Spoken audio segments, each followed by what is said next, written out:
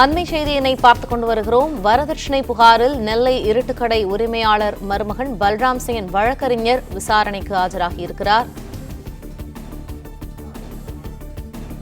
இது தொடர்பான கூடுதல் தகவல்களை எமது செய்தியாளர் நாகராஜன் வழங்க கேட்போம். நாகராஜ், வணக்கம். விவரங்கள். மிகவும் எதிர்பார்க்கப்பட்ட வழக்கு இது. அதாவது இருட்டுக்கடை உரிமையாளர் கவிதா கர்சிங் தம்பதியரின் மகளான கனிஷ்கா கோயம்புத்தூரை சேர்ந்த பல்ராம் சிங் என்பவருக்கும் கடந்த பிப்ரவரி மாதம் திருமணம் நடைபெற்ற நிலையில் இருவருக்கும் இடையே மனக்கசப்பு ஏற்பட்டது. குறிப்பாக வரதட்சணை கொடுமையை செய்வதாக அந்த மணப்பெண்ணான ஸ்ரீ கனிஷ்கா மாநகர காவல் ஆணையர் அலுவலகத்தில் ஏற்கனவே புகார் அளித்திருந்தார். அதன் அடிப்படையில் இன்று அனைத்து மகளிர் காவல் நிலையத்தில் கனிஷ்காவின் கணவரான கோயம்புத்தூரை சேர்ந்த பல்ராம் சிங் இன்று ஆஜராக வேண்டும் என்று காவல்துறை தரப்பில் சம்மன் அனுப்பப்பட்டது. நேரிலும் அனுப்பப்பட்டுள்ளது, தபால் மூலமாக அனுப்பப்பட்டுள்ளதாக காவல்துறை தரப்பில் சொல்லப்பட்டிருந்தது. இந்த நிலையில் இன்று அவர் காலை 10 மணிக்கு ஆஜராகுவார் என்று எதிர்பார்த்த நிலையில் இன்று காலை அவர் ஆஜராகவில்லை. 10 மணி 11 மணி ஆனது ஆஜராகவில்லை.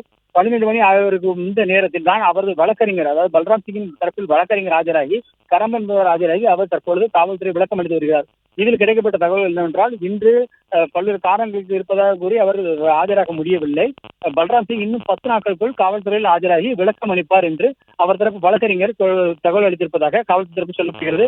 எனவே முழுமையான தகவல்கள் என்பது இனிமேல் தான் தெரிய வரும். தற்போது காவல்துறை அதிகாரியுடன் தற்போது வழக்கறிஞர் பேசி வருகிறார். தங்கள் தரப்பு விவரங்களை எடுத்து கூறி வருகிறார். இதனை தொடர்ந்து இன்னும் 10 நாட்களுக்குள் அவர் கண்டிப்பாக ஆஜராவார் என்றும் வழக்கறிஞர் கூறியதாகவும் தகவல் தெரிவிக்கப்பட்டிருக்கிறது.